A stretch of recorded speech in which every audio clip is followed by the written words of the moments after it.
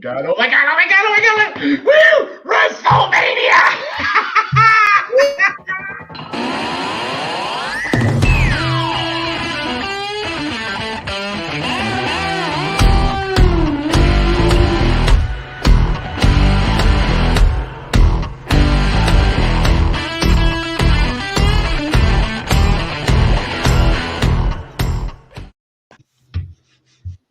All right, so ladies and gentlemen, it is WrestleMania weekend. We are finally here. I am having some serious Wi-Fi and video delays. I sincerely apologize about this ahead of time.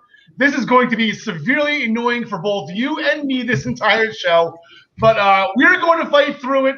I'm excited. I know everybody here is excited. The question that's been going around lately is just how excited has Al been for WrestleMania? How excited is he? And ladies and gentlemen, here is a picture, proof. I'm ready to roll. Nugenix Total T, ladies and gentlemen, with that man boosting formula. It does the job. And ladies, can't stress this enough. She'll like it too. Ladies and gentlemen, WrestleMania special. It is powered by the Eastern Observer. Tyler, we can taste the power, buddy. Power. So good. You can taste the power. Presented by MinutesToBellTime.com. Ryan Joy cannot be with us today. He is on assignment at Raymond James Stadium today. Him and Travis are there. The salesman of fun, right? Him and Travis are there. Don't say Travis isn't a WWE guy or an AEW guy. He's going to Mania, you know. Call him out on that one on Tuesday when he's back on the Daily Wrestling News Show. And, of course, the show is always sponsored, by ProWrestlingPick'em.com. Play against your friends. Play against the universe. But, yes, we are with us, our band of merry men. Below me on the screen is John DeConnie, the living legend, the first ever PWP champion. Currently in first place. We will get to that in a second. John, how are you feeling going into this weekend? There's a lot of coin tosses on this card. I'm excited, but as far as my point totals go, a little shaky. All right. John Smith, Alf decided to stay with you for WrestleMania. He didn't want to make the trip out to the island. As we all know, Alf, when I'm not home, I have 4 cats. Alf cannot be trusted around the cats.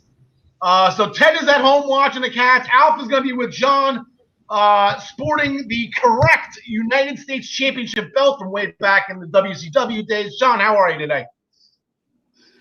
Doing great, man. Yeah, I made Alf the interim United States champion. That is the real belt. That's what it should look like. Although the new belt is better than the most recent one before it. And back with us, it is a pay-per-view special. We will always have our sheriff with us. I believe there was a hashtag last episode from our good friend James Wheeler. Hashtag we want Tyler. And James, here you go, buddy. Tyler Adelle back on screen. How's everything going, Ty? Everything's good, amped for WrestleMania, amped for this big week we've had already so far. Can't wait to get into it. Okay, so we are going to just do a quick round table as we do with all these specials. What goes with us, what goes in our heart. We're not going to take too long with this one. I've been spouting off my top 30 WrestleMania list. Number 1 will be at the end of this segment, but John DeConnie, we'll start with you first as you submitted the pictures first. I say WrestleMania, you're going with an inductee. I like the where your head was with this one. Yep, you only get inducted into the Hall of Fame once, so this was my excuse to spout off about a guy who was my guy, Rob Van Dam, Mr. Monday Night, Mr. Pay-Per-View, and his 4 WrestleMania win streak, starting off with X8 in 2002, where RVD defeated William Regal for the Intercontinental title, and roll it forward 2 years to WrestleMania 20 at MSG, where he and Booker defeated the Dudleys, Cade and Jindrak, and La Resistance. 2006, 22, the Allstate Arena in Rosemont, Illinois, Mr. Money in the Bank. And after a world title run and a little bit of trouble, 2007, WrestleMania 23, Ford Field, as part of the ECW Originals, beating the New Breed. A hell of a run for Mr. Pay-Per-View. It really was. And you said he cashed in that Money in the Bank in the most extreme circumstances. That was a very memorable moment. And one of my favorite WrestleMania moments. And the match itself was whatever. It was fun.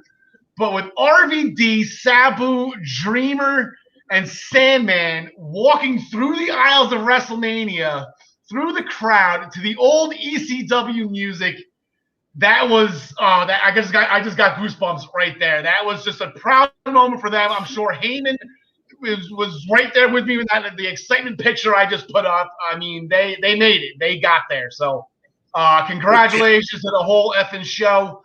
2021 Hall of Fame induction. John Smith, I believe you actually have a slideshow set up for this, and I'll just let you take it. So yeah, when I think WrestleMania, I think WrestleMania 18. And this is me at WrestleMania Access with the bronze mold of Stacy Keibler's bottom half. I just figured I'd throw that one in there for all you trolls. This is a view from my seats. I was using a disposable camera here, so we got no zoom. I'm right on the aisle. I'm about 40 rows back, but I'm on the aisle, so I'm able to see everyone. There's a nice picture of Hulk right there coming down to the aisle. And then my man Triple H before he won the undisputed World Heavyweight Championship. And this right here, I got blown up to 16 by 20, and I still have it hanging on my wall to this day. There you go. It's a great moment because you can say you were there. So I thought, John DeConnie, you've been to WrestleMania? Have you attended one? I have not been to a Mania. I've been to a Rumble. Okay. I was at WrestleMania 29. I saw Triple H beat Brock Lesnar. That was pretty awesome. We're gonna go with our Sheriff Tyler. Were you at a WrestleMania at any point in time? You're muted, buddy. I'm gonna have to get used to that. I have never been to a WrestleMania. No. Okay, but we're going to go with your moment real quick. I know you have your guy, and unfortunately, you kind of chapped my ass with this one, Ty. I don't like your pick here, but you can go. I don't. You know, my pain. Your pain is my pleasure. Obviously, you know, I'm gonna take my guy John Cena here, WrestleMania 22. I know it's kind of an oddball pick. I'm also significantly younger. So I don't have many Manias to pick from. But this one is probably one of the first Manias I watched live next to WrestleMania 21, maybe. You know, John Cena obviously was red hot on fire at the time. I can't think of any children my age that didn't like him. So, you know, John Cena winning at WrestleMania back then was a huge deal for me, and it kind of just stuck with me all these years. Yeah, like I said, if that's the one match. Okay, well, first things first, right? All Hunter does is bury people, right? This is the one match I want back. This is the match that just kills me. That Hunter loss. You know, a loss is a loss. That's fine. You lose the Undertaker 3 times. I get it. You lost to Benoit at 20. I get it. Whatever. This was the one I want back, though. So Tyler, there you go. You picked the biggest ass chapter of mine. But I'm gonna go full 180 right now and bring up finally the number one, my favorite match in WrestleMania history. Let's review real quick. Oh, that's not the one I wanted to put up there. This one is the one. Here's the review. That's not the review. I just gave it away. So it is the Fatal 4-Way from WrestleMania 2000. Triple H and Stephanie McMahon. There was a McMahon in every corner.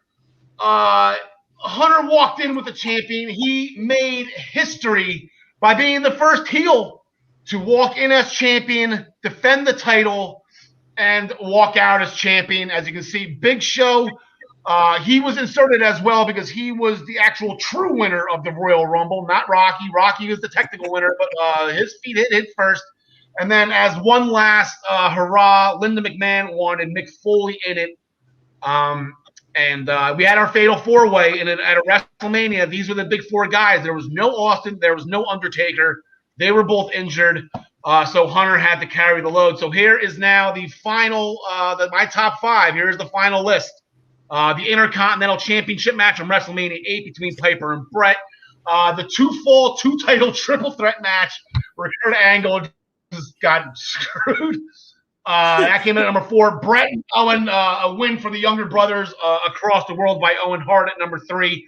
Christian shocking the world, beating Chris Jericho and walking away with the girl at the end, and then Triple H making history.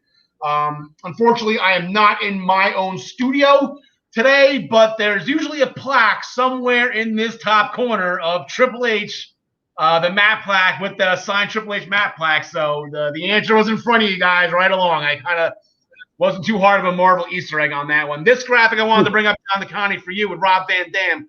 I apologize. He is the only active wrestler. He has the longest win streak in Mania history right now. He's got 4 consecutive wins. Everybody else has been beaten. So if Rob Van Dam wants to return to action, he's got the best chance right now to catch The Undertaker. So you're saying if Omos throws out his back, tying his boots tonight, and RVD joins AJ Styles in that title shot, he can move all the way up to second with 5 straight? See, now you got the gerbil. You just got him excited right there. I know delusions of grandeur. We got to measure our expectations here.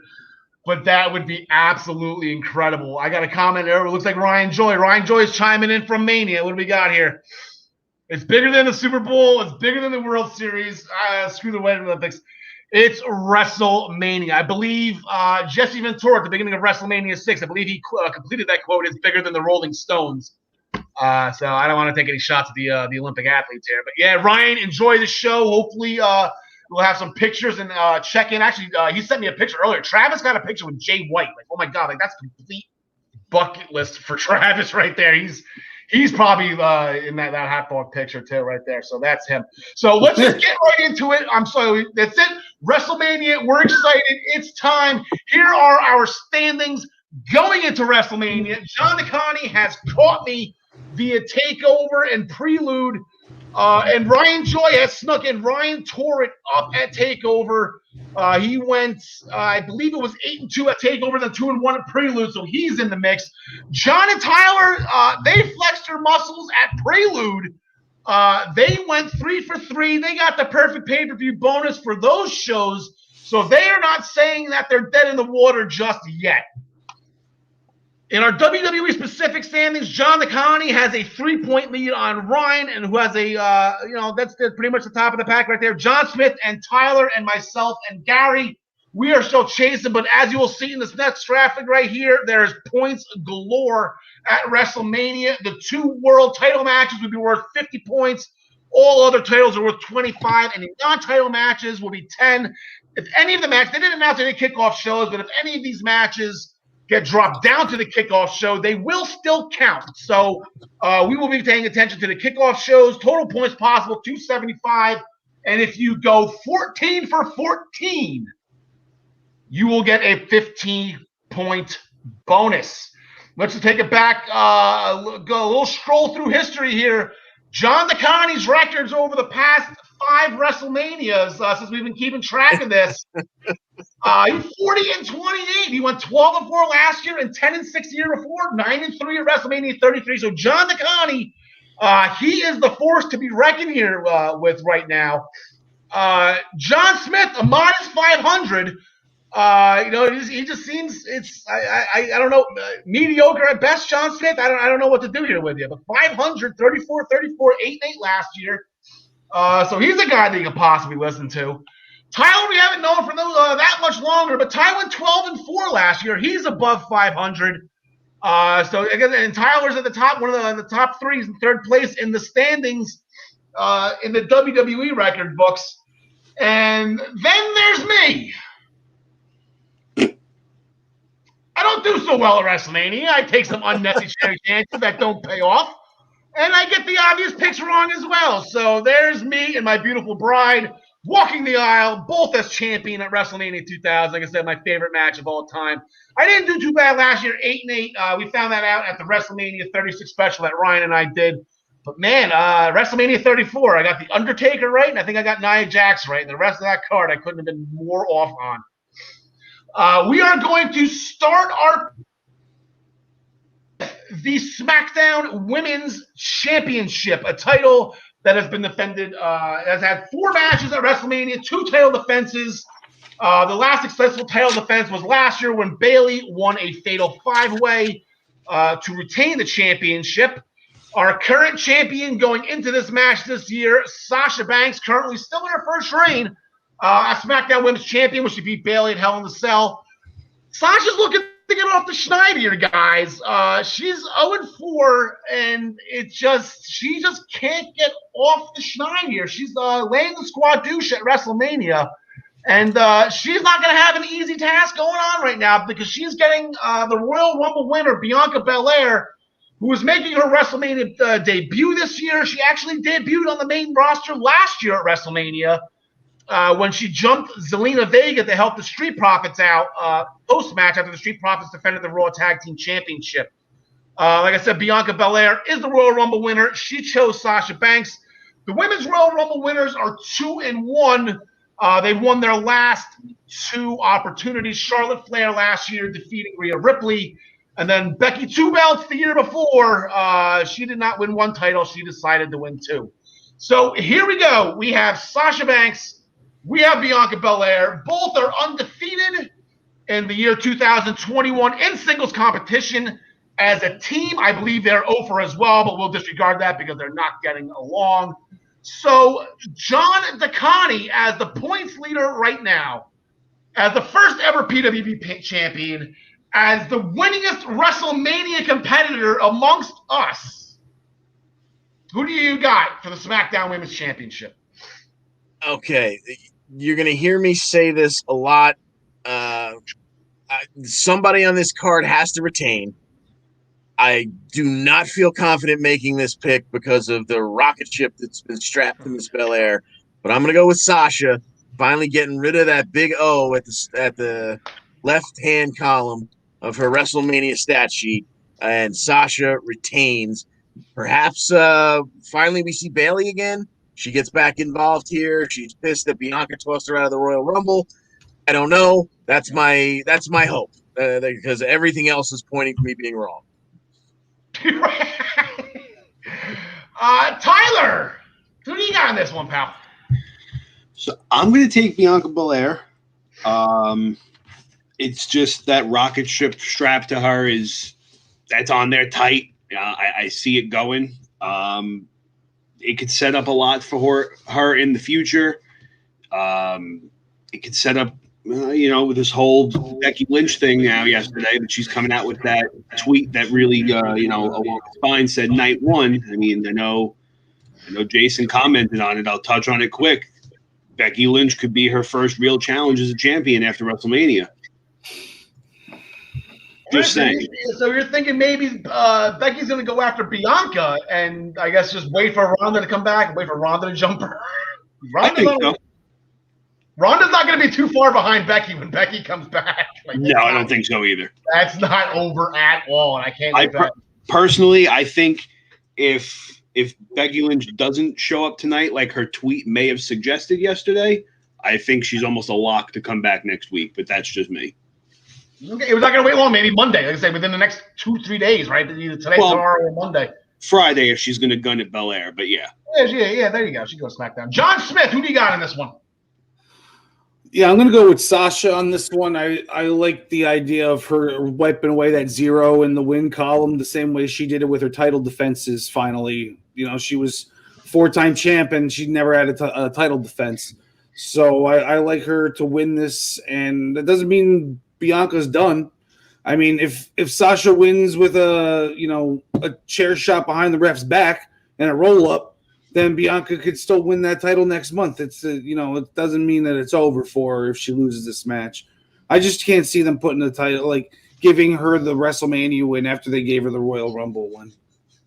Yeah, that kind of usually goes hand in hand right now. So yeah, I'm going to be making my fair share of outlandish picks going forward. I think I'm gonna play it safe with this one and say Bianca Belair. By no means am I be shocked That Sasha Banks win. I think Sasha Banks' best bet to win was Reggie. And he's not with there anymore. So I think if Reggie's gone, Sasha, she's going to have to sit on that squad douche for another year, hopefully. I mean, I had Sasha last year. I had her a couple of years, I think, to win. So this year, I'm just gonna play it safe, go with Bianca, go with the way the story normally is told instead of getting thrown a curveball. So I got Bianca Belair. Next match we're gonna talk about, I believe this is a night 2 match. It is for MVP's United States Championship belt, which has a current record of 2-5 with 2 title defenses at WrestleMania. Andrade was hurt last year; he did not defend the title. WrestleMania 35, the last time the title was successfully defended, Samoa Joe squashed and injured Rey Mysterio, so that one was a little rough. The only other title defense in WrestleMania history for the United States Championship was when Chris Benoit beat MVP back at WrestleMania 23. So this title is it doesn't get on that much. That's 7 times. It only doesn't get defended even less. So here is our current champion, Matt Riddle. Just Riddle. Currently in his first year as champion, won the title from Bobby Lashley in a triple threat match at the Elimination Chamber. He did not beat Bobby Lashley. He beat John Morrison. Lashley just lost the belt. He's got his WrestleMania debut too as well, and he is going up against a challenger who has Survivor Series. He affectionately named Fireface, Sheamus, who was seeking his 3rd United States Championship. Sheamus, he doesn't have too much luck at WrestleMania either. 2-6 overall, 1-2 in singles action. He's lost his last 3 matches as a part of the tag team with Cesaro.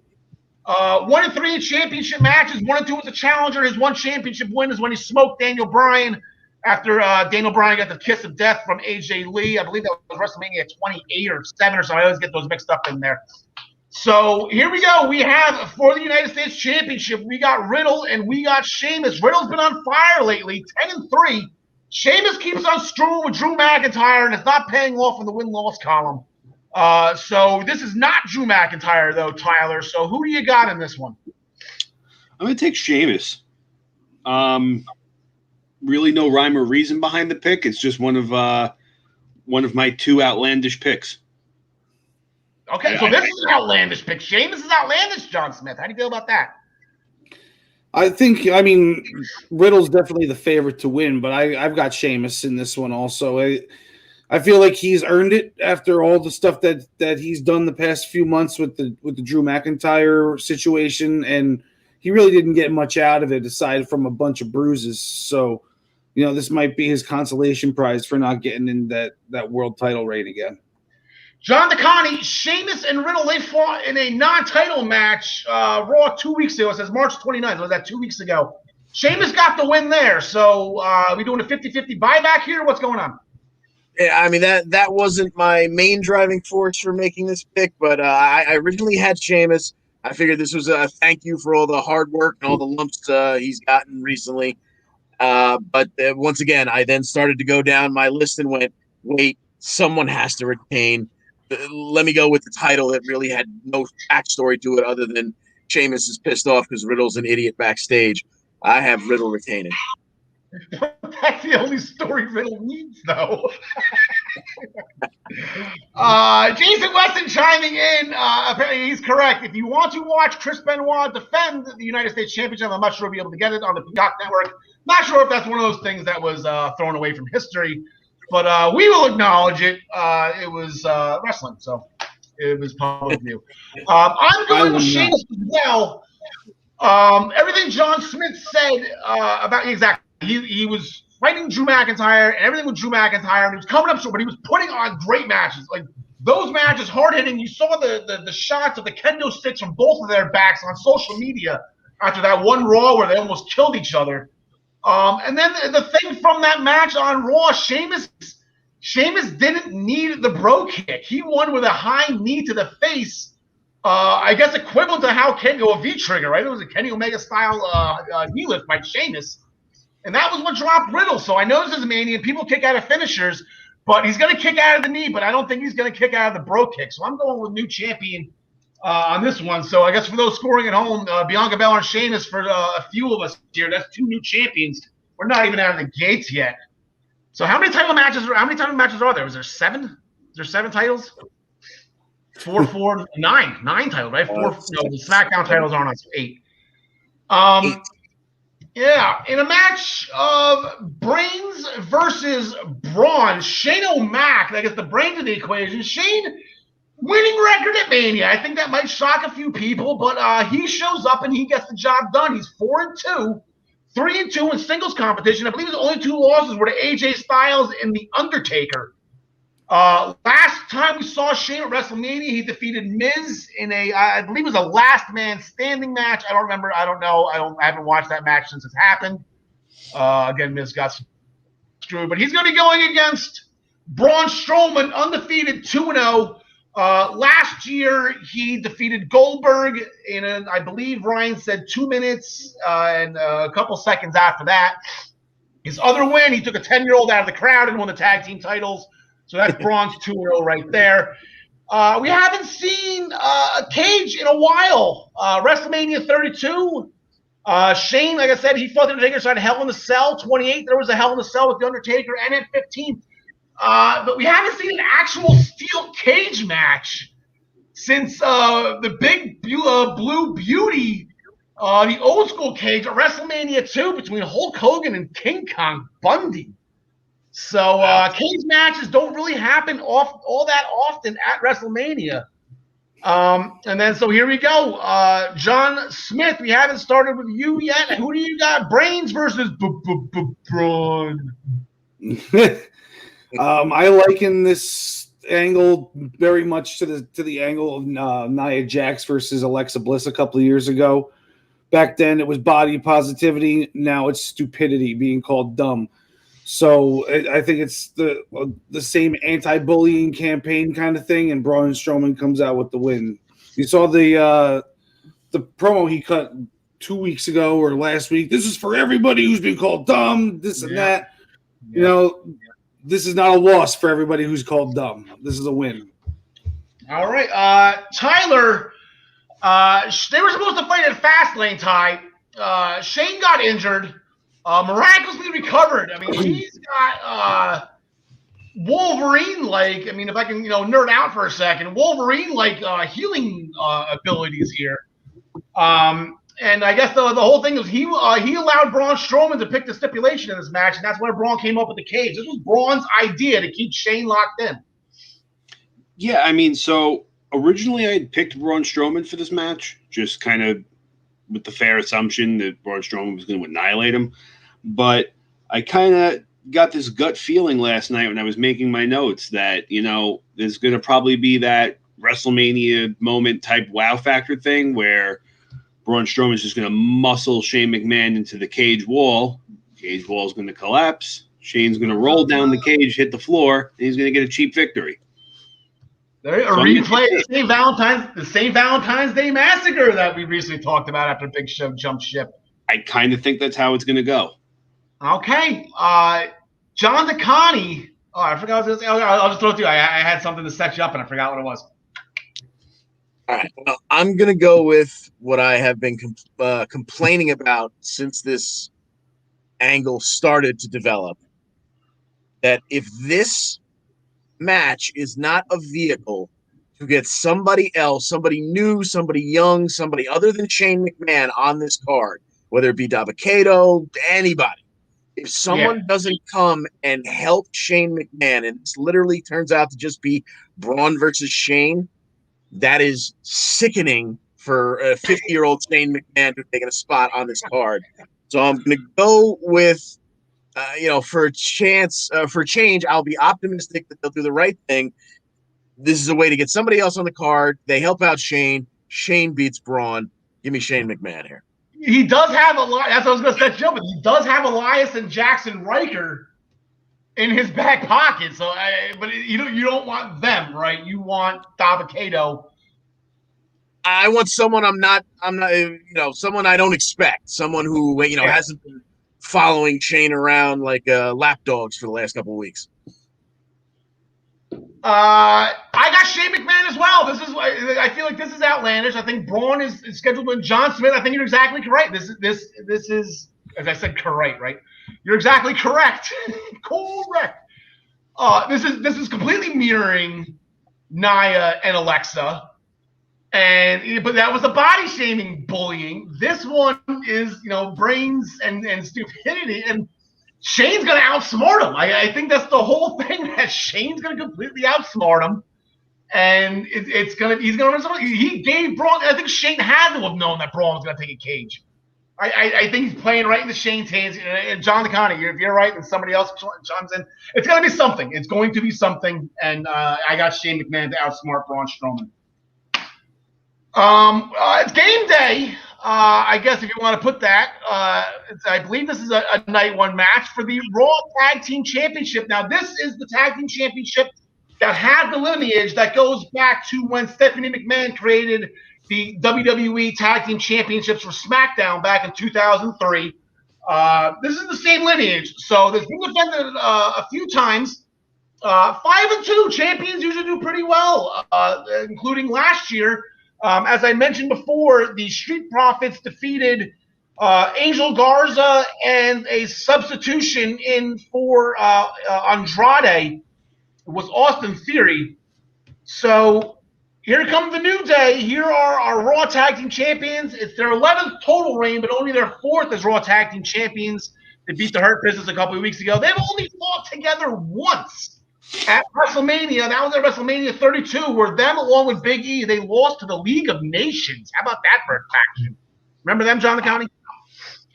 Wow. Kofi's 2-7 at WrestleMania, but he's got a huge WWE Championship win against Daniel Bryan. Xavier Woods is on the schneid right now. He's 0-2. I believe his other WrestleMania match was the original Andre the Giant Battle Royal. Here are their challengers. They're not playing games, apparently. Well, AJ kind of is. Almost is not. Almost, excuse me.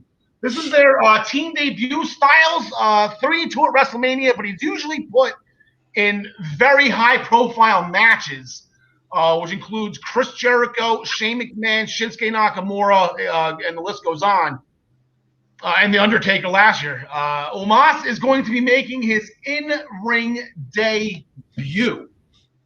So here is the match. Like I said, Styles and Omos have not teamed yet. New Day's 4-0 in the year 2021. But as I mentioned, John DeConnie, the New Day have been winning a lot of these little games they've been playing. We found out a little bit ago that Omos is not screwing around. Exactly, and I think this is resume fodder. I think this is Omos is going to make his debut. I think in glorious fashion, but more importantly, it's about making another Grand Slam champion in AJ Styles, and I think we get new champs here.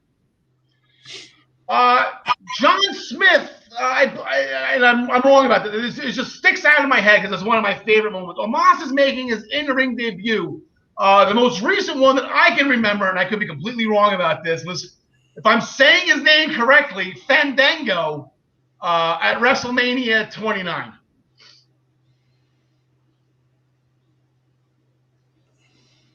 Is he muted? You're on mute, John. Smith is on mute.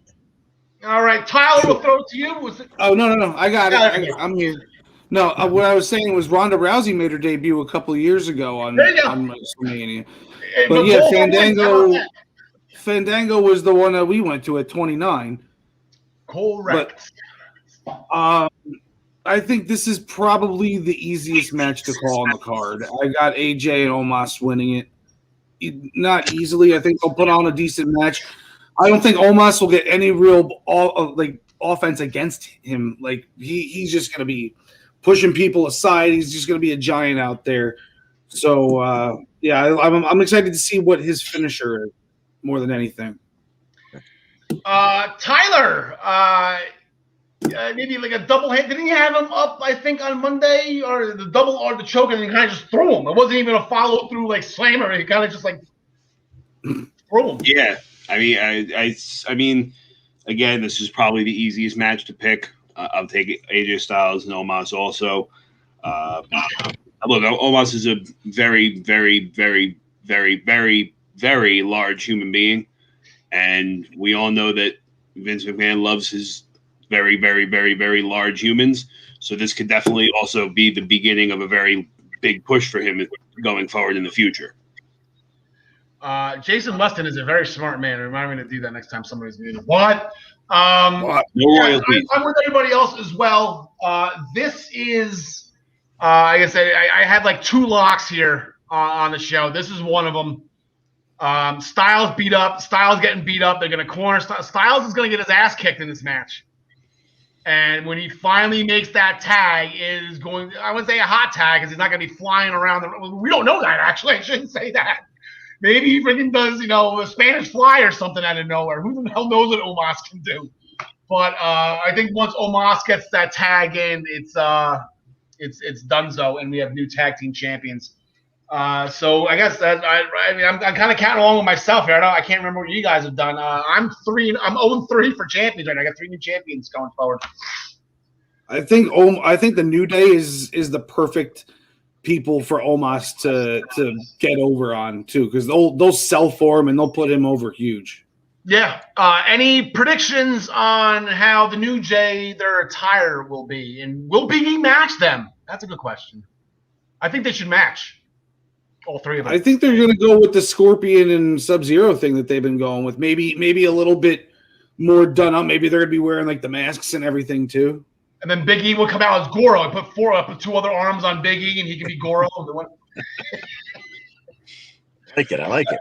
Yeah, that movie's going to be incredible. I'm excited for Mortal Kombat. I believe it's actually at the end of the week this week. A rated R Mortal Kombat. It doesn't get better than that. We actually have a match. Here goes WWE ripping off New Japan.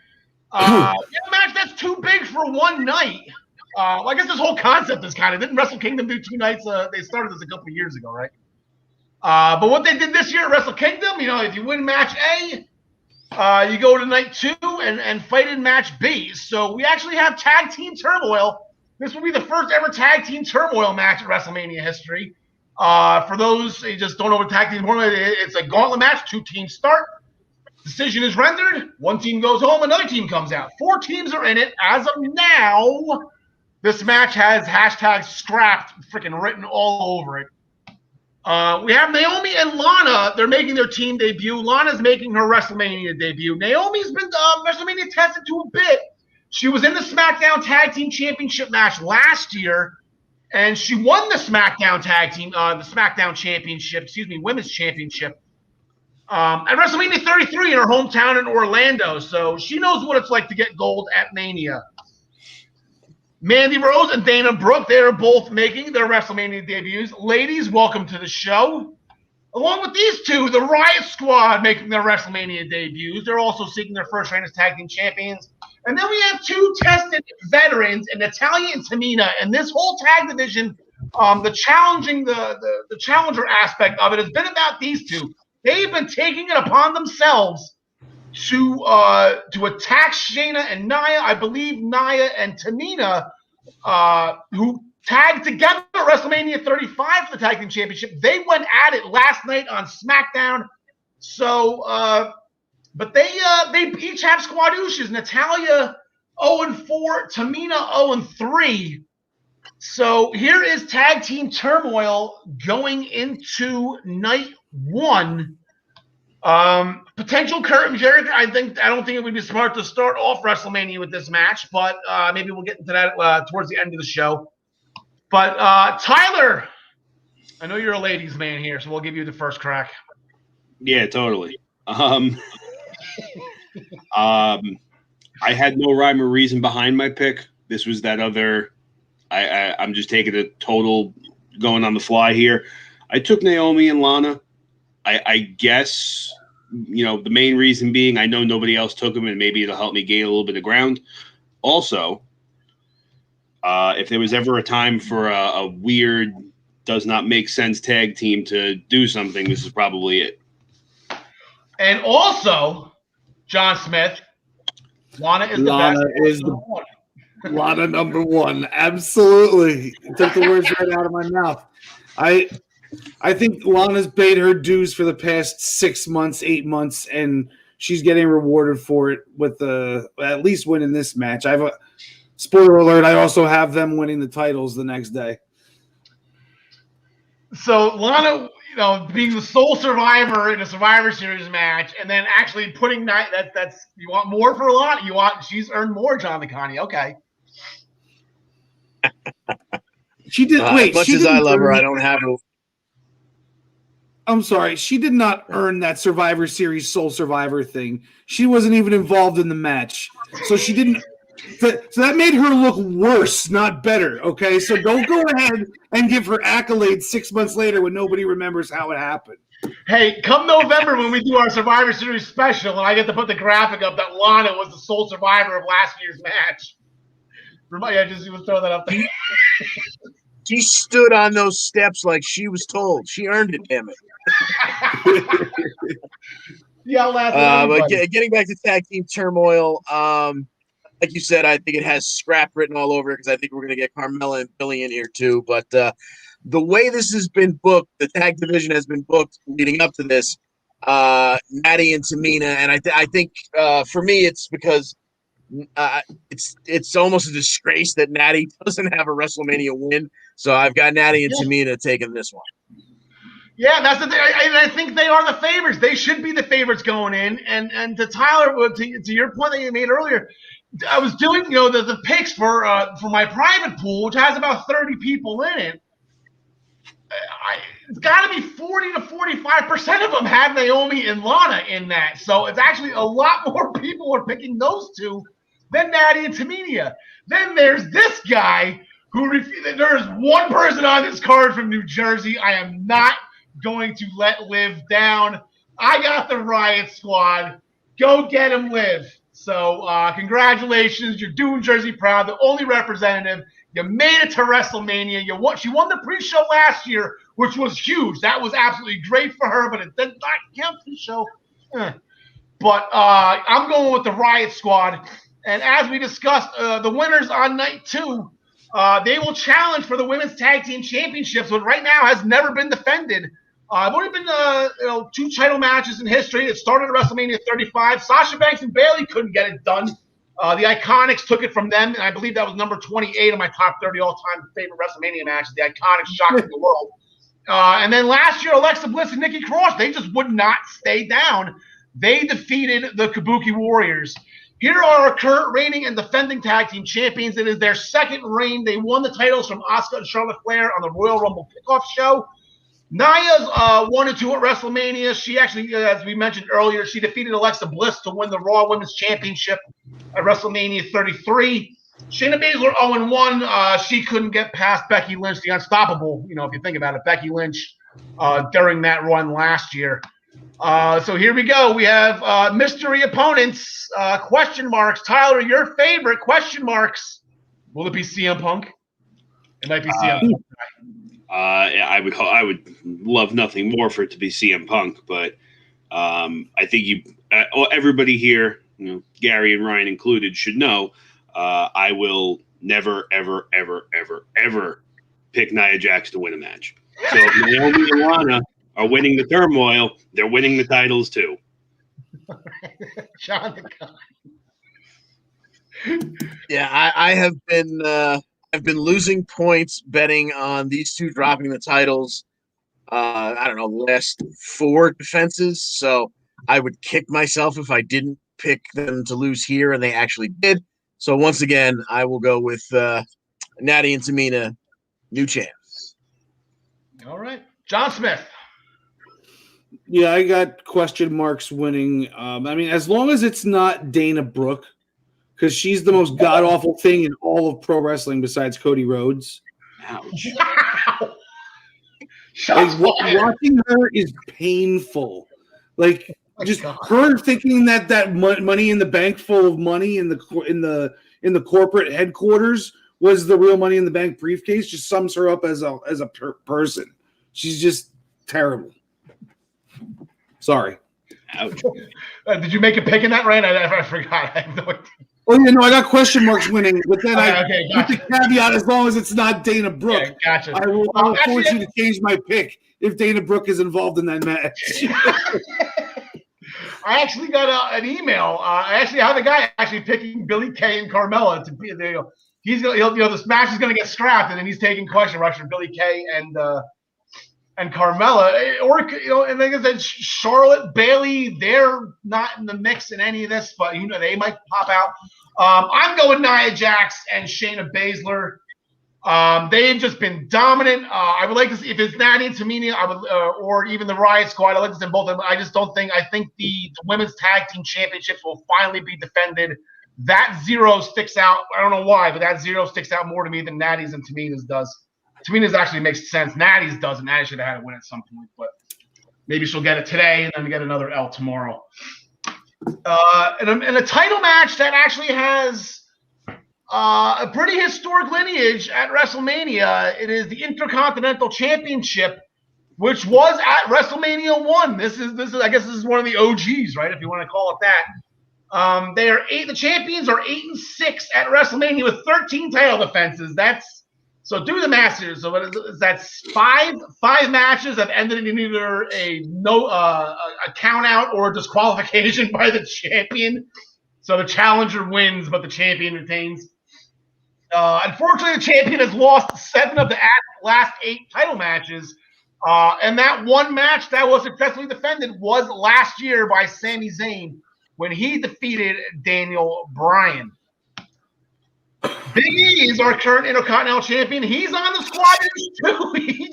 A lot of guys just can't buy a bucket at WrestleMania. But he's only had one singles match, and I believe that was an Andre the Giant Battle Royal at WrestleMania 30. I know at WrestleMania 29, him and Ziggler, the one that we were at, John Smith, him and Ziggler, they challenged for the tag titles and a loss. 0-2 in championship matches. This is his first match as champion. The last time you saw Big E was at WrestleMania 34 when him and Kofi lost to the Bludgeon Brothers. Rest in peace, Brody. Here's his challenger. Apollo's making his WrestleMania debut as well. Going into this, it's just a singles match up until Monday night, which is now in a Nigerian drum match. So I really didn't catch a lot of SmackDown last night. I watched the tag title match. I watched the Andre the Giant Battle Royal before we went on air. God, I was close on that one. But did they even discuss, John DeConnie, what a Nigerian drum match is? From what I take from what Apollo said, I don't know that I don't think it means, no holds barred or anything like that. There's just going to be a drum beating during the match, and that's going to somehow, I don't know, get Apollo's ancestors involved. I thought maybe like the winner was going to get like a tulip and that gives them superpowers. I don't know. John Smith? I figured it was like Jamaican steel drums, like Come to Jamaica commercials. Oh. That'd be fun. Then steel drum. Yeah, Jamaica's fun. Who do you got in this one, John Smith? So they spray everywhere when you hit them. John Smith, who do you got in this one? I got Apollo winning. I had him winning the last time they fought, and he didn't win it. Especially because it's got the Nigerian theme, and he's Nigerian now. All of a sudden, I got Apollo winning. I think he was always Nigerian, John DeConnie. I think just now all of a sudden he's royalty. Exactly. He realized that he's related to royalty. So I won't make a Coming to America joke again like I did a couple weeks back. But yeah, it's in Tampa, Big E's hometown. He's getting played to the ring. Well, not played to the ring. He's getting talked to the ring by Wale or whoever does his theme song. Nice. So I was kind of on the IC champ, but Apollo's had a bunch of shots at this, and I think this current gimmick, I think they're too invested in it for him to just goof again. So I think because he set the rules here, give me Apollo Crews. So you're gonna tell Big E, Wale about your damn luck. Tyler. I got Big E. I don't see them taking the title off him this fast. I think he's also one of those Thunderdome / Performance Center MVPs that kind of deserves to have his little WrestleMania moment. They kind of in the rest of the. That's what it is. There you go. You ask questions, we don't know the answers. Our smart fans does. Where's James Wheeler today? Did somebody have James Wheeler on speed dial? Jason, love you, buddy. Thank you for chiming in and watching today, pal. Jason's always good to watch our WrestleMania specials and chime in. Oh yeah. But I'm going to take Big E here. I just think it's a little too early to take the title off of him. Unless they're going to move him on to bigger stuff. Who knows? Yeah. I had Big E up until the gimmick changed. Because if you think, he says, Cruz can't get it done. Like, he can't be. I believe it was 4 matches. Now, it is tough to beat a team 5 times in the same season. So I'm like, you just can't do it. So, but then they made the change. Like, okay, now there's a jump. There's going to be some kind of no disqualification or whatever. I don't know what the stipulation. I just feel like this is meant for Apollo Crews to get it. Now, with this Apollo Crews win on SmackDown, when Big E comes down and demands a rematch, I want Apollo Crews to look him directly in the eye, go back to catering. And that would put a nice little bow on this feud. In a match that is not advertised, or even if it's just, who knows, I was going to throw it out here. I'm going to throw up the graphic first. There is a title that is not advertised that could be defended at some way, shape, or form. The 24/7 title. This will be the second WrestleMania appearance. Last year it changed hands twice. R-Truth lost to Mojo Rawley, then Mojo lost to Gronk. So the champ is out 0-2. I guess that 0 is going to be forever. I don't understand how you get a win here. Here's our current 24/7 champion, who's currently in his 51st reign at 24/7. That's exactly the reason why I wanted to do this graphic. Just so I can see 51 under his name. He won the title from Joseph Average during a oh my God, the commercial, the Sex Panther commercial at Fastlane. Old Spice, thank you. Night Panther. Actually, I have that. It actually smells really good. No, I think I sent you guys a picture. I had I found it in Walmart. I bought the bottle of the Night Panther. It smells good. Truth is looking to make history here, and not the history that I want him to make. You look at all those zeros up there, blah, blah, blah. Tito's record's in trouble here, so if Truth gets pinned one more time, if he loses that 24/7 title, he will tie Roxbury, New Jersey's own Tito Santana as the longest consecutive loss streak in WrestleMania history, a record that has stood, if my math is from WrestleMania 8, that was his last, I don't know, so with 37 minus 8, with 29 years, it's going to break my heart. Shelton Benjamin's also active. He's not on the card today. Dolph Ziggler's not on the card today. The Miz is. Miz could jump up to 6. We'll get to the Miz in a second, but there you got on the bottom, too, Big E, Natalya, and Sasha Banks. They're looking to get off the schneid as well. They have active losing streaks going here. So I'm rooting for nothing to happen on this one. I want Tito's record to stand at least for one more year. Tyler, anything off the top of your head that you can think of for the 24/7 championship that you want to say? Honestly, I can't think of anything. I mean, it's kind of the first WrestleMania where like there's not a ton. You don't know if there's going to be a ton of quote unquote part timers or legends hanging around. I mean, Shane McMahon is the only quote unquote part timer even on the card. So it's kind of hard to tell if there's going to be people there or if it's going to be really wrestling based and not a ton of those backstage segments with like, Ron Simmons showing up out of nowhere, Damn. Would Ron Simmons win the 24/7? There it is. I would hope so. I mean, that would be awesome. But I off the top of my head, I'm sure they're going to find a way to incorporate it, especially because fans love R-Truth. There's no way they're not going to find his way to a camera eventually. But off the top of my head, no, I don't know. Yeah, John Smith, he hasn't been on TV the past couple of weeks. Like this whole WrestleMania build-up thing, we haven't seen him since the Sex Panther, Night Panther. Yeah, he doesn't need any build-up. He's R-Truth. He can just pop up out of nowhere and people will love it. So. He's definitely going to tie Tito Santana, I think, but he's also going to wipe that 0 off the win column too, because he'll win it back the same night or the next night maybe. That's what's up, John DeConnie.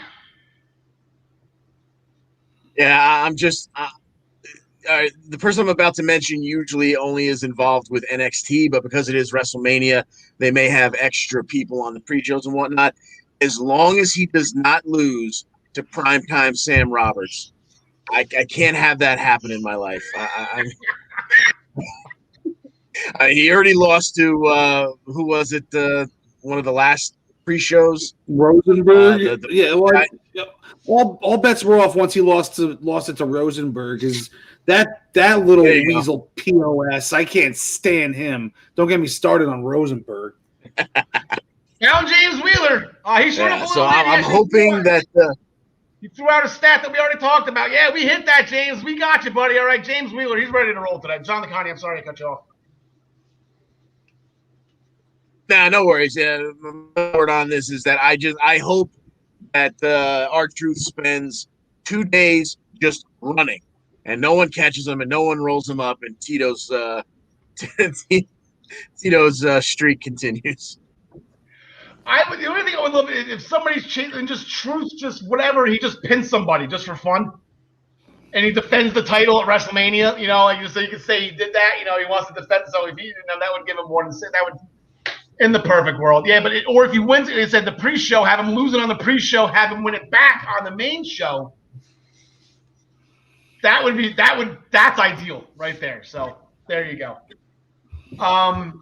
Moving forward, SmackDown hashtag potential show stealer. I'm gonna do this that little hashtag twice because we have 2 sets of best friends that will be going one-on-one, and these just usually make for the best matches. First, we got Sami. We got Sami Zayn. He's 1 and 2 at WrestleMania. The one win was his match last year. We defeated Daniel Bryan to retain the Intercontinental Championship. His opponent, Kevin Owens, he's coming off a win as well. This is KO Mania 5, and it's funny, the Mega Powers exploded at 5. I mean, these 2 guys are going to explode at KO Mania 5. So that's a fun little. Maybe that's not John LeConte. You think that's on purpose? That's on purpose. Absolutely.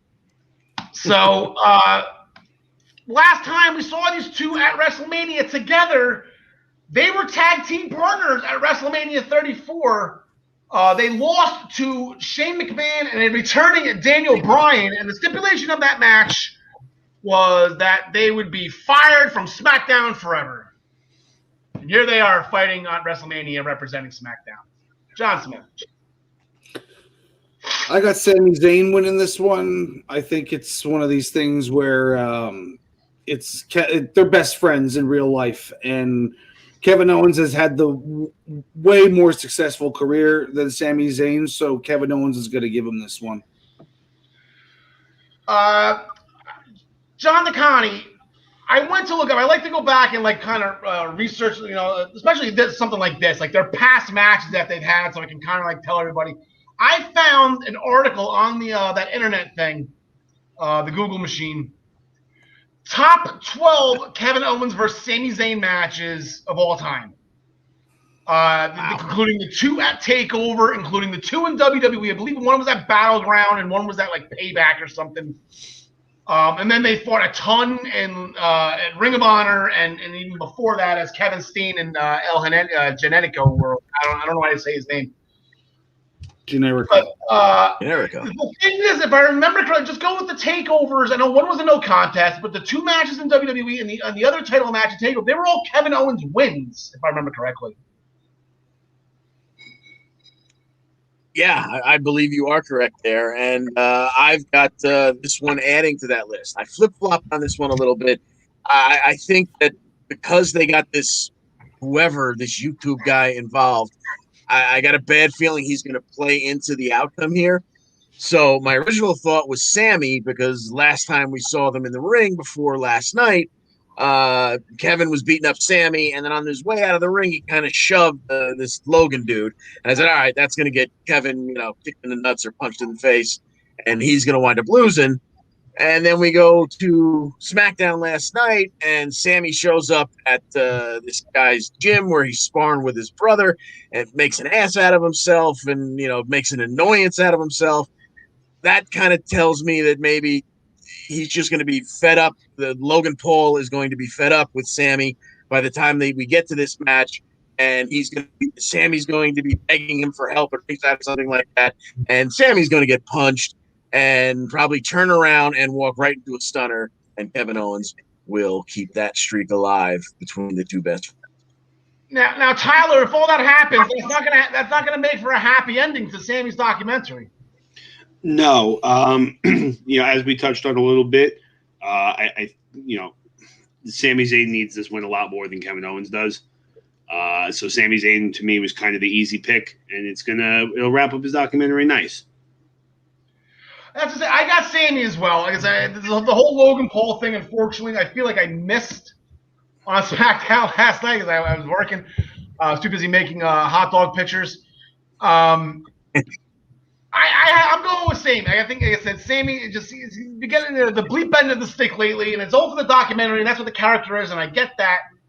KO can take a lot. Maybe Logan helps him. Maybe Logan can help him, just to get him out. Like, okay, Sammy, I helped you. Now leave me alone. I got to go back to my Aunt RuPaul, as Gary would say, and help her out with some stuff. So I got Sammy on this one. All we are saying is give Sammy a chance. So so the happy ending of the documentary. Maybe the documentary is going to air maybe sometime soon. James Wheeler chimed in. He's going. He's got KO Mania going on this one. Jason Weston doing some research for us. How about this one? Logan Paul was a competitive wrestler in high school and college. Is that his brother or is that him too? I know there's two of them, right? No, they're both boxing. Oh, they're both boxing. They're both doing it, yeah. Yeah, all right. So with that, let me get this. Gentlemen, let's broaden our minds. Lawrence?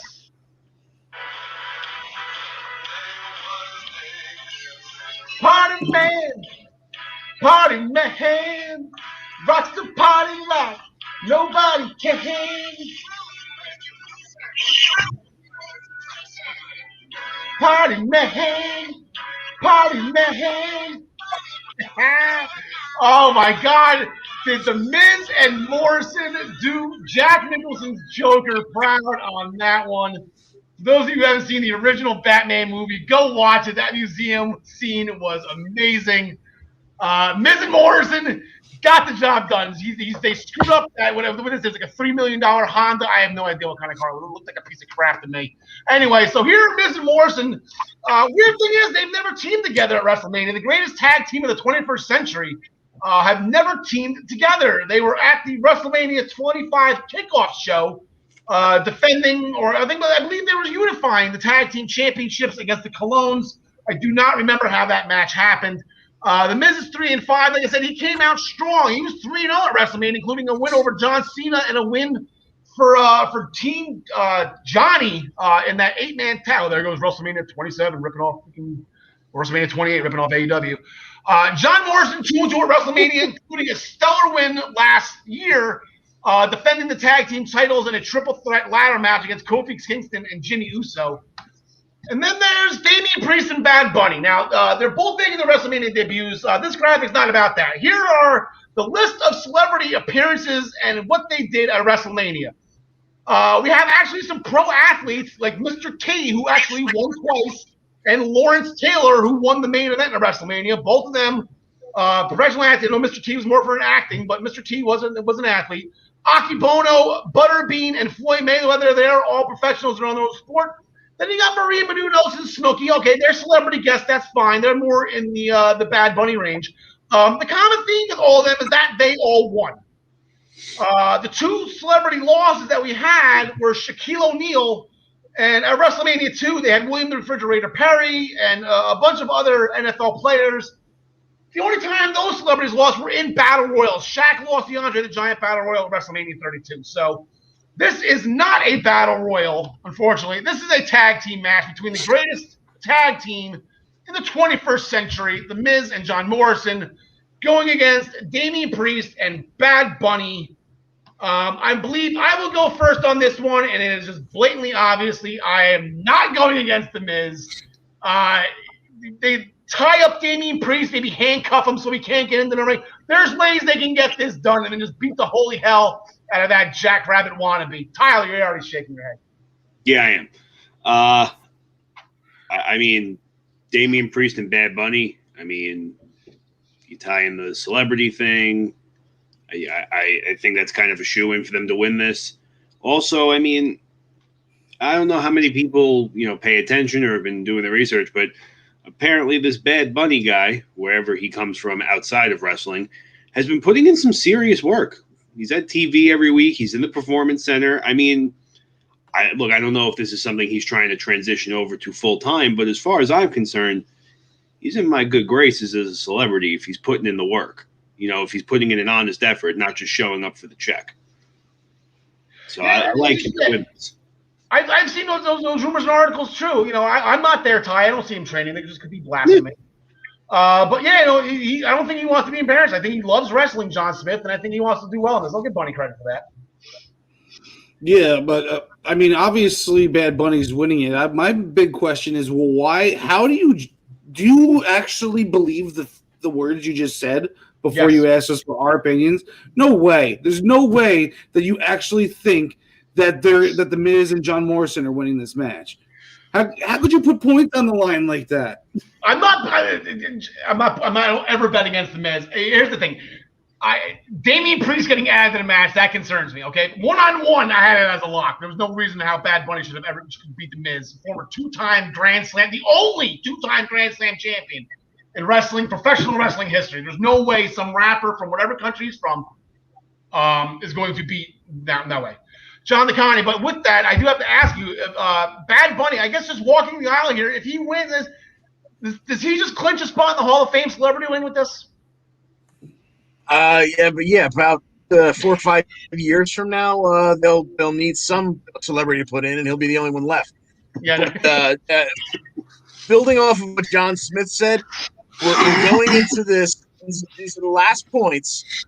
The last points for the year. Yep. You and I are tied. Ryan is right on our backs, 2 points behind. Remember that you gave up these 10 points. Gotcha. Yeah. Because Bunny and Damian Priest are going to win. I'm going to win by 10 points. That's the thing. I'm going to win by 10 points. You say he's going to be You're going to go back and watch WrestleMania 37. You're like, oh, this is a match where Al wins. Awesome. Moving forward to the Raw Women's Championship, this title was actually born at WrestleMania 32, when the Divas Championship was officially retired and the Women's Championship was introduced in a match with Charlotte Flair, Sasha Banks, and Becky Lynch to kick off the women's evolution that we all know and love today. The champion is 2-2. Last year it was defended by Becky Lynch as she defeated Shayna Baszler, a la Bret Hart defeating Steve Austin at the 1996 Survivor Series. Our current champion, Asuka, is in her second reign. She has been champion for the better part since of the past, WrestleMania to WrestleMania year. She had a little bit of a hiccup that she got it back from Sasha Banks at SummerSlam, but Asuka came out of the gate. She's 0-2 at WrestleMania, including losing her undefeated streak, or her quote-unquote undefeated streak. You got to remember that Eva Marie eliminated her from a Battle Royal at NXT, so that was actually a false streak that they were advertising. But 0-1 singles competition. She got offers. Last year, she teamed up with Kyrie. They lost to Alexa Bliss and Nikki Cross, the tag team championships. And her challenger was at WrestleMania last year, too. Although she just got to the main roster about 5 minutes ago. She competed last year at WrestleMania. When Charlotte Flair challenged, she used her Royal Rumble win to challenge Rhea Ripley for the NXT Women's Championship. And that did not work out well for Rhea. So here we go. We have two women. I guess you could possibly say two women in the history of WrestleMania got Charlotted. So who rebounds, John Smith? This is a tough one. I think both women's title matches are really tough. I've got Asuka winning this one, not convincingly. Like she normally does. I got her probably with some sort of roll up 10 minutes into the match that shocks Rhea, and then Rhea just destroys her after the fact. And I think maybe even puts her on the shelf. But I think Asuka's going to win the match before that happens. Wow. Okay. So the title vacant, and then she just give it back to Becky, like she gives it back to her. That could work. John DeConnie. Yeah, this is one where Rhea just shows up and says, "I want you at WrestleMania." Like,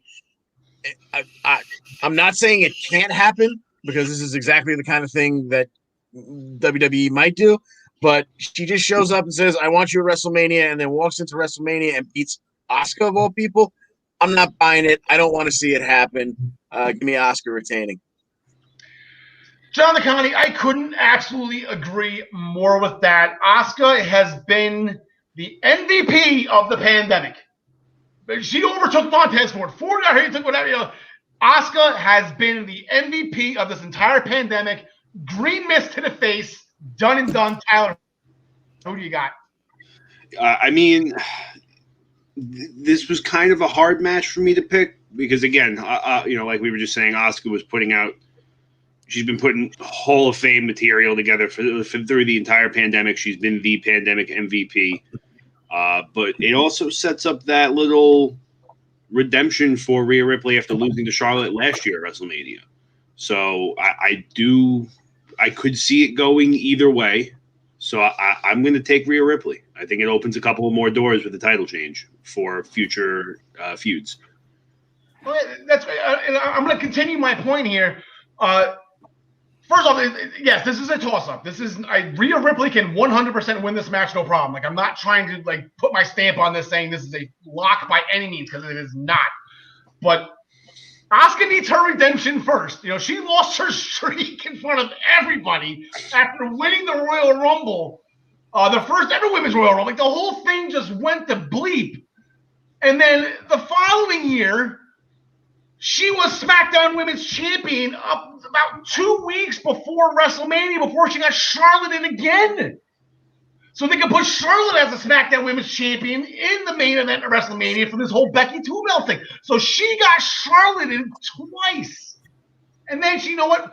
The tag titles last year, that was a whole different thing. Alexa and Nikki, that was a great – go rematch. If anybody watches WrestleMania 36 again, they're going to start the show with that match. And that match was absolutely 10 times more incredible than it should have been. That match was great. So, but you know what? It's just get this. Can you please give Asuka a win at WrestleMania? She has paid her dues. Going back to the other hashtag, show stealer alert, we have the SmackDown savior, Seth Rollins, who had a 4-match win streak at WrestleMania, including the heist of the century, where he cashed in Money in the Bank and stole the WWE Championship from the crushes of Brock Lesnar in a match at WrestleMania 31 where he pinned Roman Reigns. Last year, that streak came to an end, though. Kevin Owens got his moment by jumping off the flag. He's going to be going up against his best friend and coffee drinking aficionado. I guess him and Cesaro, these two are big coffee drinkers. They own I know Seth owns a coffee shop in Iowa. I don't know if Cesaro's got a business partner in that, though. Cesaro's 1-3 at WrestleMania. Like I said, 3 matches with the Bar did not go his way. But his one win was the first ever Andre the Giant Memorial Battle Royal winner. I already said that. So here we go. A match that people have been clamoring for, not for Rollins, but the fact that Cesaro is getting a one-on-one match at WrestleMania against a top-tier WWE superstar. Tyler, is Vince going to give the fans what they want? Or is Vince just going to crap all over all the Cesaro fans? I think that Vince is going to give the fans what they want. Cesaro's kind of been on his own little I wouldn't say a rocket, let's say he's been strapped to a couple of bottles of Diet Coke and Mentos. But they've been kind of, it seems as if they're kind of taking him a little bit more seriously now, trying to get him to be one of those main event players. And Cesaro needs this win way more than Seth Rollins does. Yeah, now this whole thing started when Seth Rollins came back from his paternity leave, John Smith, and he did the same thing he did after the Survivor Series. He's like, come with me, I'll take it to the promised land. Everybody just walked away from it, thinking it'd be different, but they just walked away like, all right, same old Seth. Cesaro stayed to be like, dude, he went out of his way to tell Seth Rollins no. That's how this whole started. The whole swing thing has been going as well. But what do you think? Is Vince going to give us what we want here, or is he going to crap on us? I could definitely see him crapping on us. Yes. But it all depends on what he does to make up for it later on in the show with all the other stuff that we want. But I got Cesaro winning because he must win. Like Seth Rollins does not, like Tyler said, does not need this at all. This does not make him look better. This does not make his WrestleMania resume any better. So Cesaro needs to win this, and that's all I have to say about that. Speaking of Seth Rollins' WrestleMania record, John Licani, last year, all right, so you have to settle an argument between me and Mr. Minutes to Bell Time, Ryan Joy. Was that one match last year or two? He did Seth Rollins dirty and gave him 2 losses last year. I'm not that harsh. I believe the match was restarted. What's your opinion on it? I think it was 2 matches. It's not. I don't even remember. What are you talking about? Seth, I'm not going to do you dirty, pal. You're going to lose. You're going to lose tomorrow, but I'm not going to do you dirty today. John Licani, what you got last year? I agree with that. Last year he fought Kevin Owens and he got this. There was a DQ in the first one, and then he said, fight me again, and then Owens pinned him. Yep. Yeah, that was definitely too long. This year, too long. So Al, I did some miniature research for you real quick. Everywhere else except with Minutes to Bell Time, it's being counted as 1 match. There you go. Wikipedia doesn't lie, John Licani. Wikipedia does not lie. Not sponsored by Wikipedia.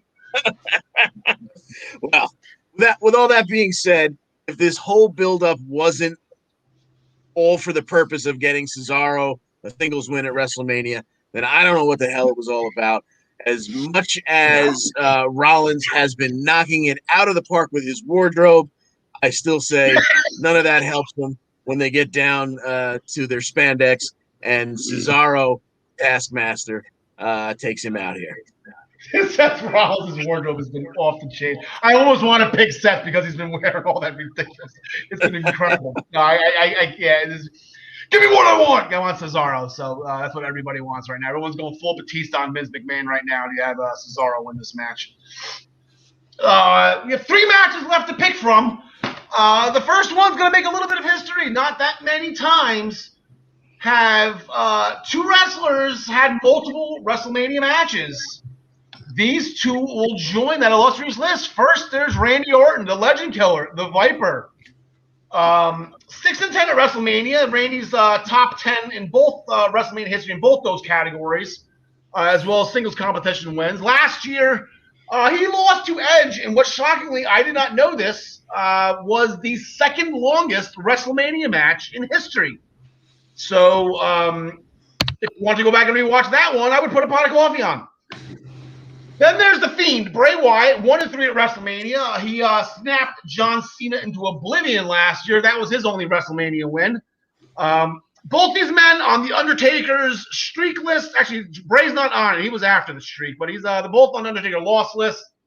They fought at WrestleMania 33 for the WWE Championship. Randy Orton won the Royal Rumble that year. He challenged Bray Wyatt. Or he actually challenged for the championship. Bray Wyatt won the title at the Elimination Chamber. Randy then won the title from Bray at WrestleMania 33. So Randy got the job done at 33. Fast forward to 2020 at, I believe it was TLC, where Randy decided to set The Fiend on fire in their Inferno match. And that is where we are today. Our Fiend is cooked. Well done. And John Licani, I think Randy is in trouble. Yes, I would have to concur. I think that Randy is going to have himself a nice spring and early summer vacation. I think the Fiend will win by some kind of hideous means here, and Randy will go away for an extended period of time. All right, Gary chiming in. He's overseas right now. Gary, we love you. We miss you. Gary, stay tuned. Your picks are going to be showcased in a little bit, pal. We didn't forget about you. I think you like the graphic that goes along with you as well. Santo Tyler, there you go. James loves to see you back, buddy. There you go. Who do you got in this one, Ty? Yeah, I got to circle back to the Fiend here. Kind of tipping off on that he definitely needs this win a little bit more than Randy Orton does. It's you look at the people that Bray Wyatt has lost to at WrestleMania in the past, and he's losing to Hall of Fame caliber talent, and his only WrestleMania win is coming in a cinematic match in the Firefly Funhouse. I mean, as far as WrestleMania goes, like most people on the card for the next 2 days, pretty underwhelming WrestleMania performances. Randy Orton's going to be around for what he claims another decade. He's got plenty more opportunities to have big WrestleMania wins and matches. I think The Fiend really needs this one right now. Okay, John Smith, as we found out in Fiend wrestling matches past, now he kicked out of about 5,000 curb stomps, but it took one spear from Goldberg to take him down. So if you go to the Fiend's head, where the RKO move, it centers around the head and the neck, you're not going to beat the Fiend. It's King Hippo syndrome. You got to get the soft underbelly of the Fiend. But I don't know, does Randy know this?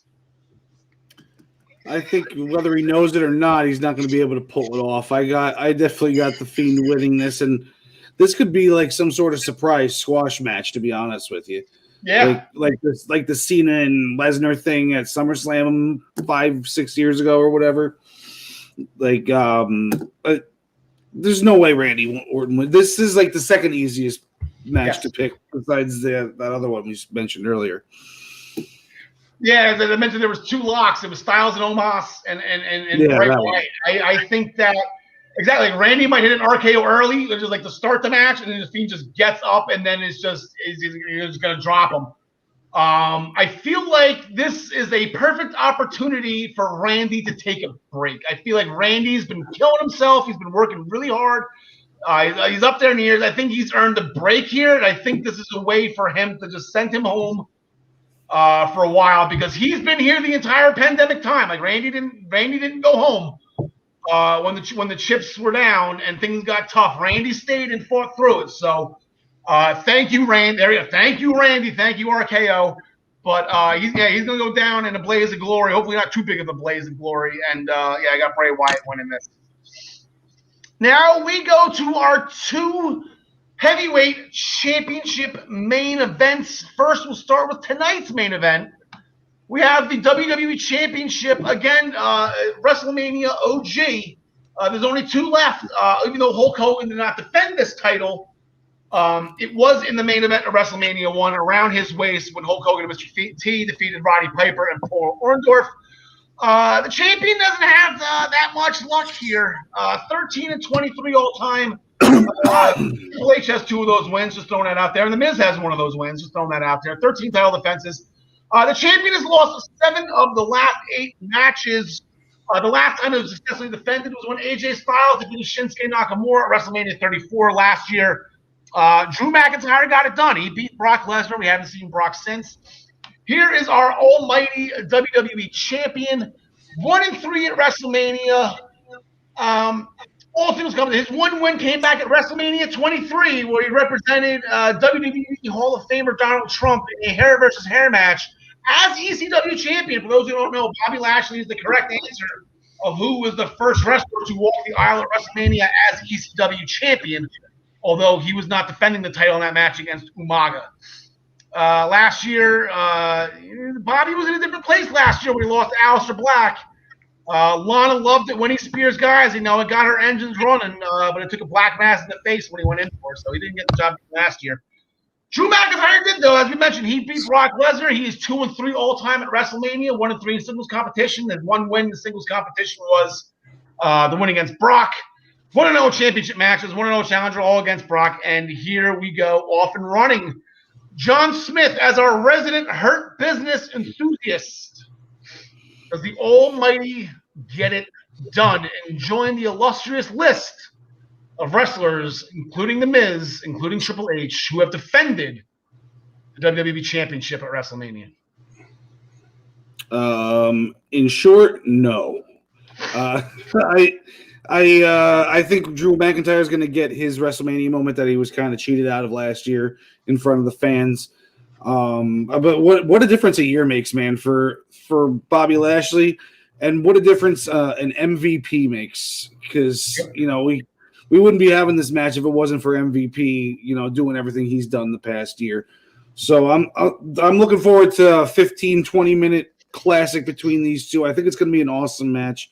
I got Drew winning it, and I don't think it's going to be over in the least between these two. Bobby Lashley could win this title back the next night. Who knows? The Miz could. No. No, he can't. All right, I'm out. See you later, guys. John Nakani, these two are not strangers. They fought in WWE back at Backlash, where Bobby challenged Drew. It was early in Drew's run. Drew got the win. Actually, I picked Bobby in that match, if I remember correctly. But they also fought twice in TNA for the TNA Heavyweight Championship. I can't remember who won the matches. Maybe you can. They fought on Impact back in June of 2016 before they main evented Slammiversary in 2016. So Impact's an Impact. They had the world title match twice in probably about 3 weeks. Impact's going to Impact. So these guys, they have this storied history. They know each other well. They respect each other probably backstage. This should do the WWE Championship proud. Absolutely. And like John Smith said, I don't think they're necessarily done regardless of who comes out of this. But also along the lines of what John Smith said, if the whole point of taking the belt off of McIntyre, who has been one of those, MVPs of this whole god-awful era of wrestling where, he was wrestling where you could hear a pin drop in the building and whatnot and carrying the company. If the whole point of taking the belt off of him wasn't to give him his moment in front of fans at WrestleMania, et cetera, then once again, I don't know what the hell they're doing. So give me Drew McIntyre getting that belt back. As much as I have thoroughly enjoyed the Almighty era, I think it gets a hiccup here tonight. Tyler, yeah, this is a quick title run for Bobby. I think a lot of guys are going to be upset if it comes off him quickly. Yeah, I mean, I don't particularly agree with taking the title off of him that fast. Not to really take a dig at you here, but the Miz definitely could have afforded to drop the title to Drew at WrestleMania a little bit more than Bobby could. I mean, Bobby Lashley's just getting started. But at the end of the day, this is really just going to be to get Drew McIntyre his crowd response and crowd reaction that he was really robbed of last year. I will be rooting for Bobby, but I am going to be smart here. I've been against Drew McIntyre a lot this past. I probably wouldn't be tied right now if I kept the points on McIntyre throughout the season. So I just there's no reason to gamble on this one. It's just you always just go with Drew. That's the easiest. It's almost like a cop out answer. So I will bet on Drew McIntyre. And then the main event of night 2, the main event of tomorrow night, got a little complicated. It will be for this title. The Universal Championship is now making its 5th WrestleMania appearance. It's only been defended once. That was when Brock Lesnar shockingly defeated Roman Reigns in the main event of WrestleMania 34. That was one of the many matches I got wrong on that show. Last year, Goldberg lost the title to Braun Strowman. It was supposed to be Braun Strowman versus Roman Reigns. So there's a small title history there. It's slowly but surely building up. This man is looking to be defended. Here is the head of the table, our current Universal Champion, who won the title from Bray Wyatt back in, I believe that is August, right? The week after SummerSlam. It was that Payback. Roman's got a pretty decent record, 5-2 at WrestleMania, 3-2 in singles competition. Those 2 losses were, one was, like I said, Brock Lesnar, and the other one was the heist of the century I mentioned earlier as well. 1-2 in championship matches. But Drew, along with Bobby Lashley, I forgot to make this. I forgot to say this when Lashley's guy was up. Lashley and Roman Reigns will join the illustrious list of wrestlers who will walk the aisle for the first time as World Heavyweight Champion. Something that Ric Flair put in a magazine once, and I absolutely loved it. I don't have that graphic in the studio right now, but Roman Reigns and Bobby Lashley will both be joining that list. Challenger number 1 will be the 2021 Royal Rumble winner, Edge. He is coming right off of injury.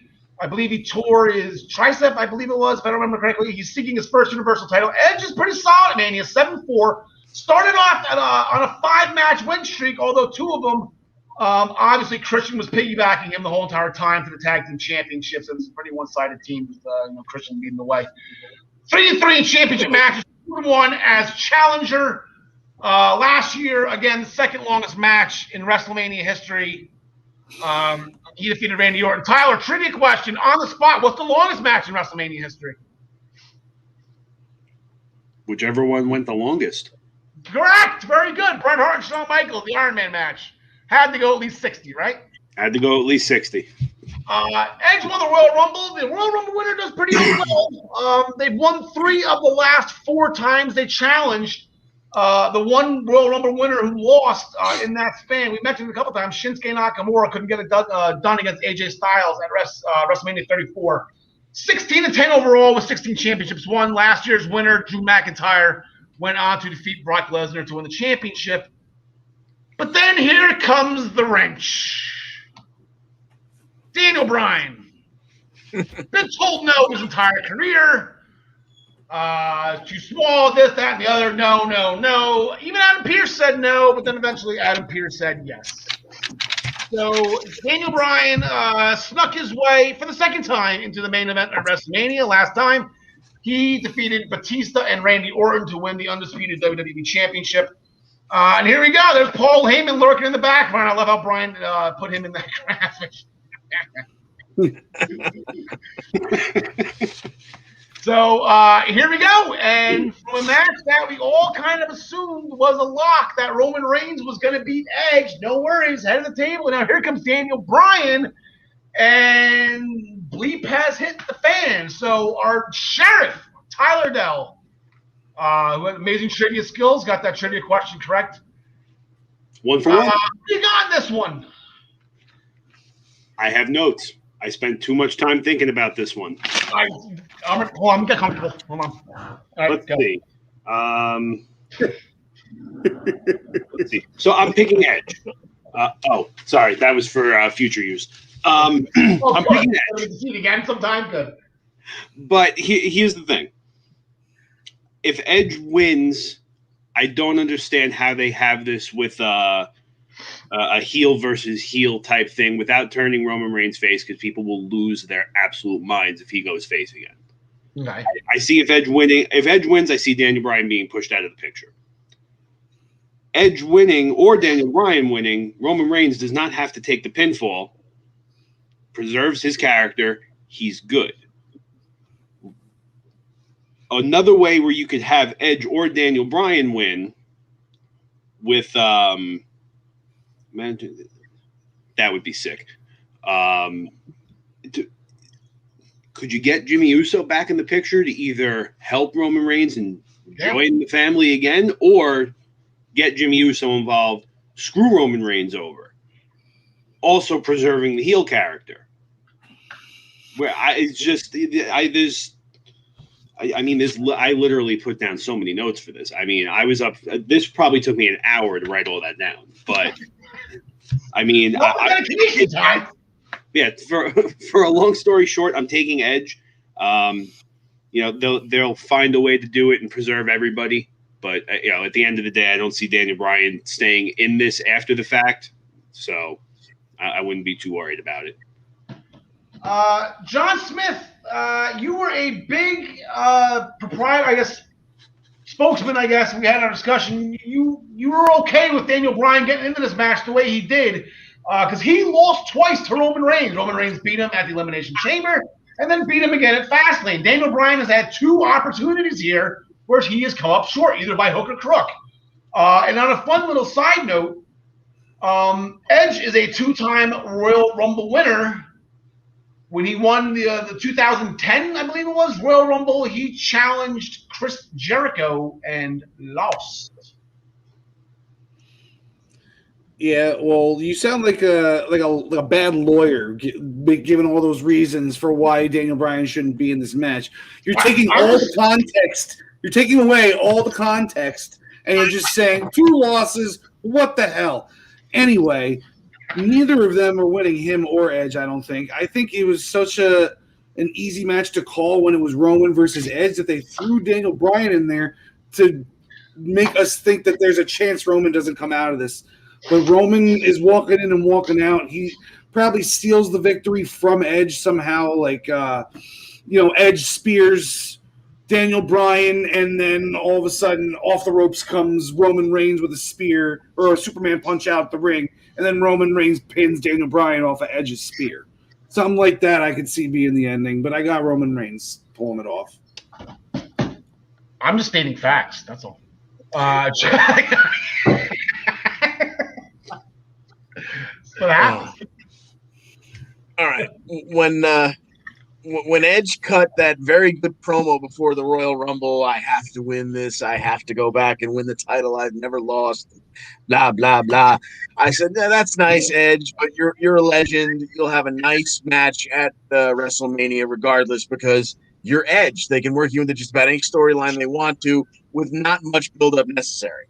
And I figured he'd be around. He'd be in the Final Four, but I never thought he would win. Once he won, I said, all right. Not winning the Royal Rumble at this age, at this stage, coming back off of, coming back out of nowhere. If he's not going to win the title, but are they going to let Roman get pinned? I don't even understand how that works. And along comes the fly in the ointment, monkey in the wrench, the pain in the ass, Daniel Bryan, and there's your guy who eats the pin right there. I have Edge coming out of this. He wins back the title. He never lost, even though it's a different shade these days. But I got Edge as your new Universal Champion. All right, I like the Jimmy Uso theory. Heyman mentioned a couple of weeks ago on the Saturday morning Talking Smack show that, remember, people, there's more than one Uso or something along those lines. So. But I have, and this is actually going to be kind of funny. I'm actually going to compare Roman Reigns and Enzo Amore right now. So when Enzo was the Cruiserweight champion, and it just drove people nuts, because he wasn't your stereotypical Cruiserweight. Was he under 205? Yes.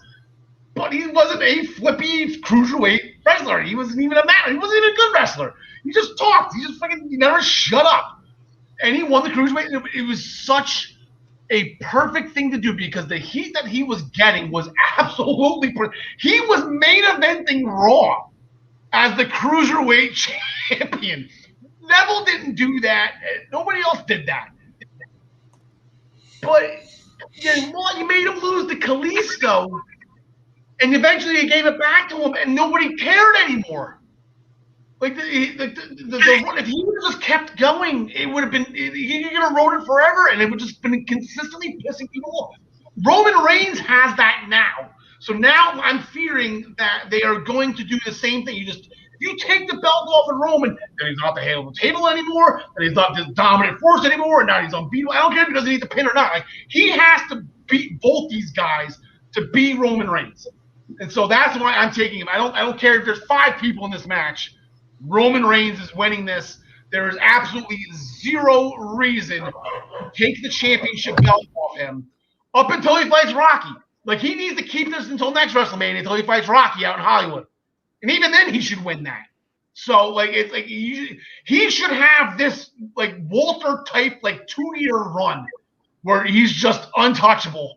And he won't lose any steam, because you're still going to – you're going to be feeding guys like Brock Lesnar or The Rock or whoever to him. Or even, screw it, bring back Triple H to get job for. Triple H just shovels you tired. He's in the closet. Just go back here. Just keep building them. Just keep building. There's no reason to stop it right now. And I just feel like it would come to a screeching halt if he has to try to win it back again. So that is my little rant on that. And yes, I've now twice on air have made 2 ridiculous comparisons between Roman Reigns and Enzo Amore. And the other one was The Undertaker and Orange Cassidy. So welcome to my mind. One last thing before we get out of here. John DeConnie, there's a person missing from all this. And I'm not talking about Bayley. I'm not talking about Charlotte Flair. There's somebody noticeably missing who has not been talked about. Do we see The Undertaker in some way, shape, or form either tonight or tomorrow night? I think there's certainly ways that they could work him in. That's what I've been trying to think. I don't see him being involved in any storyline. Maybe we just get he comes out, says hello. I don't really know. I got a feeling we will see it. How's everybody doing? Everybody having a good time? Let's go. I don't see where he fits into any of these storylines unless he comes up and helps Randy beat Fiend, and I don't see that happening. I just don't know where you put him, but it almost feels like it'd be weird to have WrestleMania without him. John Smith, any way you can fit him in? Brian Joy had a good idea. I'll save him for last, but I want you to. No, I wouldn't want to fit him in either. He was 5 years too late with his retirement in the first place. All right, Ty.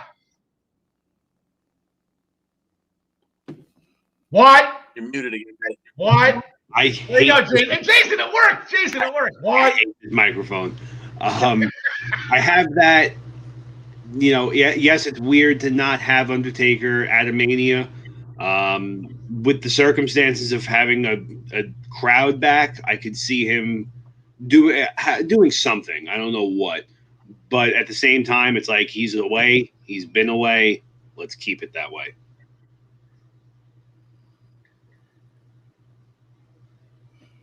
Oof. What would I know about title matches? Would I know Gary Mehaffy, if that is your real name? I'm pretty sure you're the leprechaun from the movie Leprechaun. But anyway, Santos Escobar knows plenty about championships. And to tell you the truth, I'm a 2-time Backyard Wrestling World Heavyweight Champion.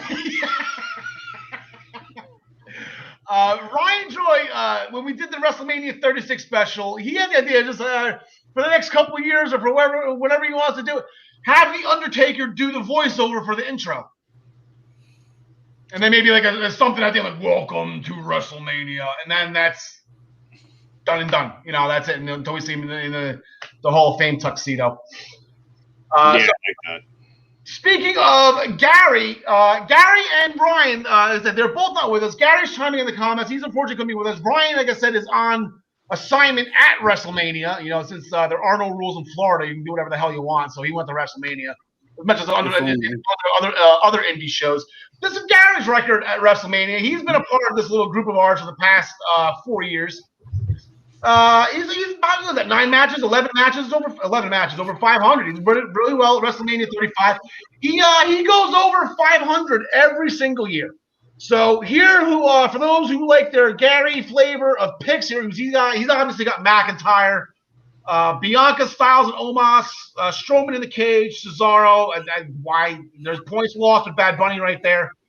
Daddy and Tamina winning the turmoil match.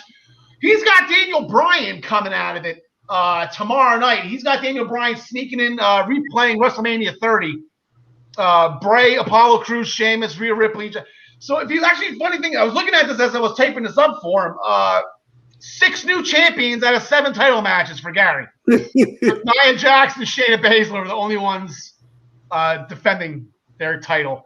And then I said, Ryan, we don't have WrestleMania records from Ryan. We just met Ryan throughout the course of the podcast, and so we don't have any WrestleMania records from him. He didn't have anything written down. I'm sure he's awful because he probably always bet against him anyway. But he's got McIntyre, Bianca Belair, Styles, Omos, Strowman, Cesaro, Bunny and Priest, along with Natty and Tamina. He's got Daniel Bryan as well. So there you got Bray Wyatt, Big E retaining, Sheamus winning, Ripley. He's got Jackson, Sheamus, and Sami Zayn. So Ryan and Gary, pretty much similar picks here. I believe the only two they had different were Sammy and Big E. So look for them to have kind of similar scores here. So, well, we have about we have as much time as we want to say. We don't want to leak into the impact. Hardcore Justice is coming up here. Deonna Purrazzo has to retire Jazz, which is unfortunate. I like Jazz, but Deonna's, she's got to do what she's got to do. Plus, we're going to watch, for Tommy Dreamer, Hardcore Justice on at 3 o'clock, and that's going to be our WrestleMania pre-show. We are the pre-show of the day. But before we leave, I guess any kind of other match placement. I know a lot of people like to take about match placement. This match should come in first, and this match should be second. This match should be main event. This should be before the main event.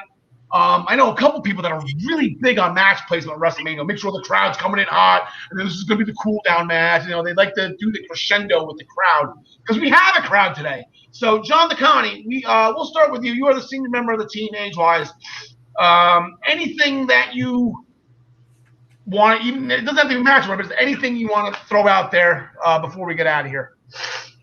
Just that it'll be interesting to see what headlines tonight. There have been rumors as to who and what match is going to headline, and the match placement thing. I don't think it matters all that much anymore. Like it used to be, like, oh, you jerk the curtain at this particular event.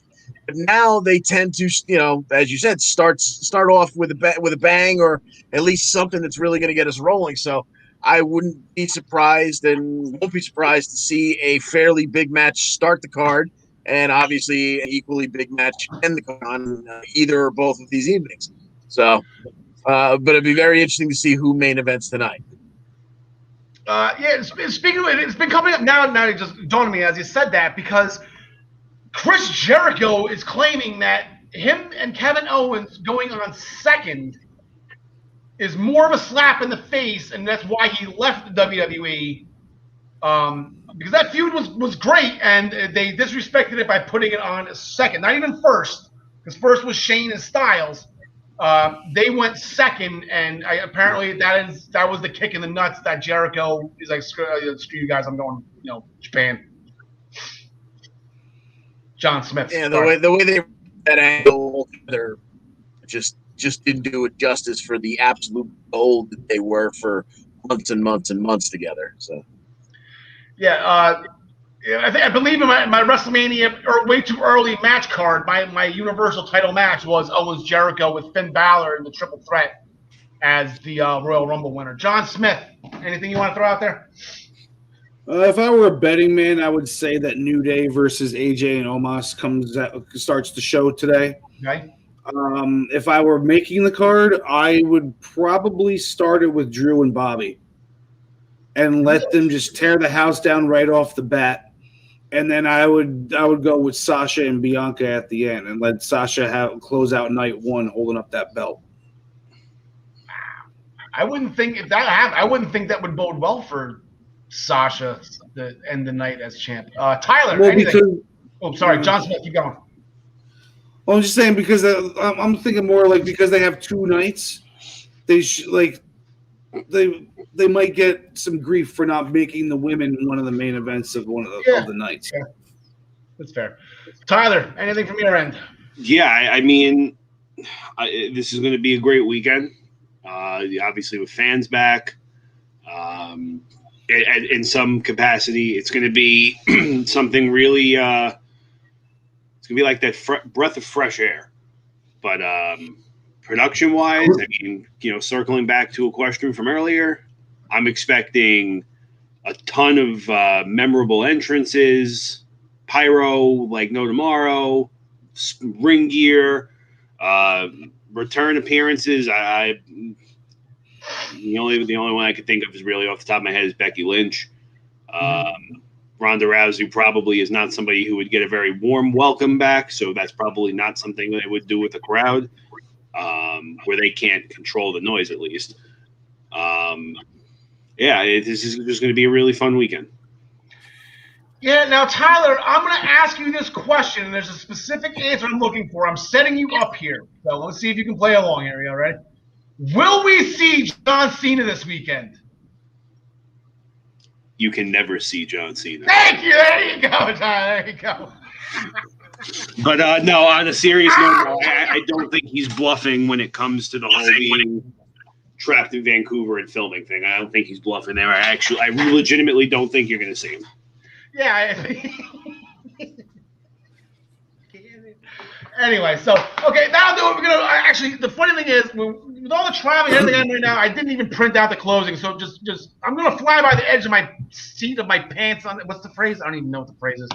I'm already stumbling over this. Okay, so we have the Black Cats NYC, their new album, Free Cake. You can download it now on all of these music streaming services.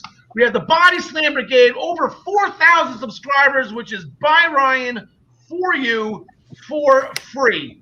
We We have the Primetime Rundown, which airs every Friday with Joey Jarzinka, Ian Schreier, and Rob DeLuca on all of the Eastern Observer and I-95 Sports Network stations and broadcast areas, powered by StreamYard. And if you have any more information, if you need any more information, please go to theeasternobserver.com. Then there's a daily wrestling news show. Ryan is on assignment right now at Wrestlemania. So he's going to have a fun show on Monday morning. I'm not exactly sure who's going to be on with him. He's been seeing a lot of independent shows. He's going to Wrestlemania. He was at the Dynamite on Wednesday to witness Chris Jericho's ridiculous promo. That was the best thing he's probably put out in the past week, I guess. I don't know. It was pretty good. Anyway, but tune in Monday through Thursday to the Daily Wrestling News Show on all of the Eastern Observer platform. That's the word I'm looking for. Platform. I couldn't think of it. Then there's my wife's Lovely Lash business. Go to Steph'sLovelyLashes.com to get the magnetic or adhesive lashes. They're really cool. They make your eyes look absolutely beautiful, and as easy as lash liner. Boom. Go to ProWrestlingPick'em.com. If you think we're stupid, play against us in the Essential Wrestling Podcast pool, and tomorrow will be the last day. There are 3 shows left for the 2020-21 season. It's Hardcore Justice, which starts in about an hour, and then it's WrestleMania, and then we are starting back fresh over for the 2021-22 season. We would love to have you on. All of our picks are on the site already. We are ready to roll. And then make sure you come back to us. This graphic is incorrect. There's a new graphic online. We are actually going to be hopping on at 5 o'clock this coming Tuesday. This week has been absolutely nuts, and we're going to need the extra hour to cover it. So make sure you join us in the in all the Eastern Observer platforms. It's the Essential Wrestling Podcast. It would be episode number 49. And again, it will be starting at 5 o'clock. There's the King Kong Bunny. I believe that'll do it. Anything last before we go? We're all good? All right, Alexa Bliss, we love you. Happy WrestleMania. Tegan Knox, we miss you. John Smith, I wanted you to be right so bad. I thought she was going to come out. And I saw on Instagram the day of TakeOver Night 2, she was sitting poolside working out her knee. I'm like, but before we bring it home, John the Con, did want to do one last thing. I want to shout out to these wrestlers: Apollo Crews, Riddle, Omos, Damian Priest, Bad Bunny, Lana, Mandy Rose, Dana Brooke, Ruby Riott, Bianca Belair, and Jersey's own Liv Morgan. 11 wrestlers who will be making their WrestleMania debut this weekend. They have achieved their dream. Congratulations to all those guys and girls. You have made it to the biggest stage of them all. We are looking forward to your performances. John DeConnie, take it home. Thanks for joining us. And as always, we wish you the best in all your future endeavors.